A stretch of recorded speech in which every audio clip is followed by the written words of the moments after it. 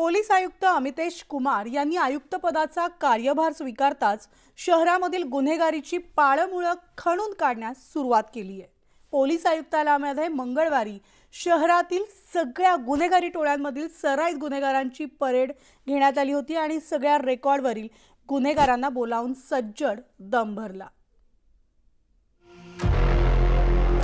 कुख्यात गजा मारणे निलेश घायवळ,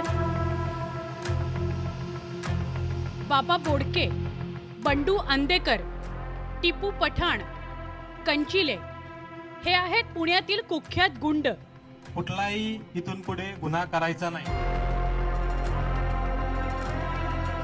कुठल्याही गुन्ह्याला तुम्ही प्रत्यक्ष अप्रत्यक्ष पाठिंबा द्यायचा नाही।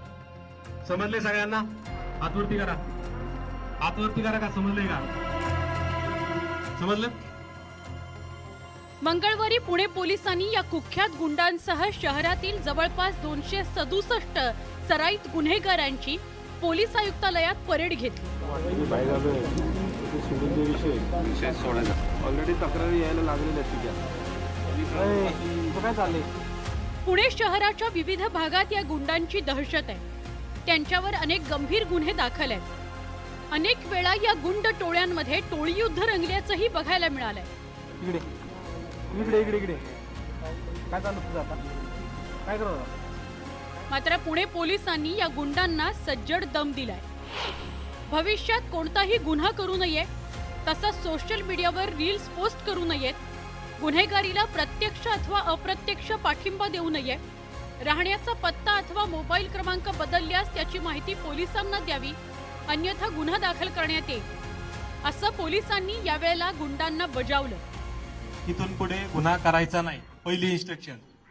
सीपी सरांचा क्लिअर कट तुम्हाला मेसेज अजेंडा आहे, समजलं?